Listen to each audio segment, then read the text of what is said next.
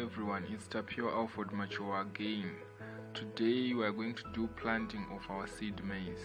So we are going to be using that planter, Monosem, and that tractor, New Holland. Those are the two implements that we are going to be using. So our planter accommodates both fertilizer and the seed. So here we are starting by putting the fertilizer into the containers. We've got 2 containers on our planter, 2 containers for fertilizer. So these 2 containers, they can accommodate 150 kgs of fertilizer each. So both of them can carry about 300 kgs of fertilizer. So we are putting our fertilizer in that container and the other container. So together we can have 300 kgs fertilizer. That is compound D, which we are going to use on our planting of our seed maize. So that's the fertilizer which we are putting in there. So like I said earlier on, we've got 2 types of containers on our planter. One's for the fertilizer and these ones for the seed.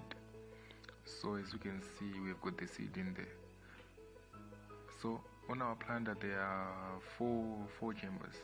This first one contains the male seed, and these 3 that comes after the first one, they contain the female seed. We put the female seed in there. As you can see, these ones, there are 4. So let me show you. Right, like this. As you can see, there are 4. So these 3 at these sides, they are for the female seed, and the first one for the male. That's how it's sorted out. So look at that. So these 2 sloping wheels here, they close the seed after it has been planted, and these 2 wheels, they drop the seed, and those 2 ahead, these ones, they are for the fertilizer. They drop the fertilizer first. And these graduations, which you can see, they are for controlling the depth of the depth of the wheels. Not the depth of the planting depth, but depth of the wheels. As you can see, each part have got its own graduations for controlling the depth of the wheels. So the kind of fertilizer that we are using for our basal dressing is a compound D ZFC maize fet. So this fertilizer, it contains 7% nitrogen, 14% phosphorus, and 7% potassium. That's the nutrient composition of our fertilizer, which we are going to be using. As you can see there, take a close look. That's it. That's our fertilizer. So as for the planting depth, this is the screw that we use, the adjusting screw that we use for depth. And like I said earlier on, we've got 3 containers for the seed female, and we've got 1 container for the male. So here we're only going to fill the female because the male is still there in the container. So take a close look as we fill the female seed. That's our female seed we are filling in the containers. Look at that. So we will be having 3 lines of the female and 1 line of the male. So the females will be detasseled to avoid pollination from the pollen from those females, because we would like to have pollen from only the male, not from the females, only the male. That's why we will be detasseling the females. So we're filling them, the females. Look at that. That's the female, and the last one is the container for the male. This one. Look at that. There's the seed is still there. Let me open it. The seed is still there. That's the male. Right. So I'm not filling. Now that we've done everything, filling the containers, all the adjustments, we now go to the field to do the planting. Here we go. So now we're on the field, and as you can see, take a close look so that you can see how the planter works.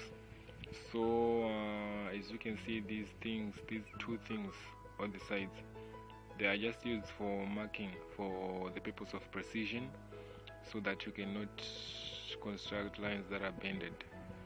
Look at them, they are marking. This one there is using only this side because the other one is already been planted. So the planter can be lifted. Look at that. Once it's lifted like this, the seeds stop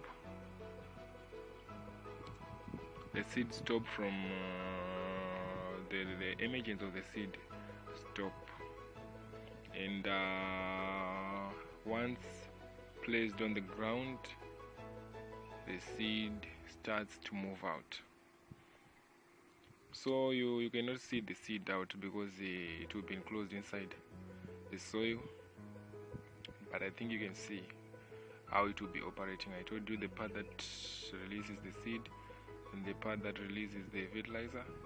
So look at that, the left arm has been released for precision purposes, and now it's moving, and the seed has been left in the ground. So we are pegging these poles, these ranging poles, or these pegs, where every line that contains the male seed, we will use them in future for detasseling, so that we will know where every line where there is a male seed. So we are having 1 line male, then 3 lines female. As you can see, we have 1 peg here, then we jump these 3 lines, 1, 2, 3, and then another peg here, as you can see. Then we also jump 3 lines female, then another peg over there. We jump also 3 lines for the female, then another peg there, as you can see. So if you don't put these pegs, we will not know where we have the male. Then we will do wrong detasseling. So we are doing this so that we can do the correct thing, so that we can produce a good hybrid seed.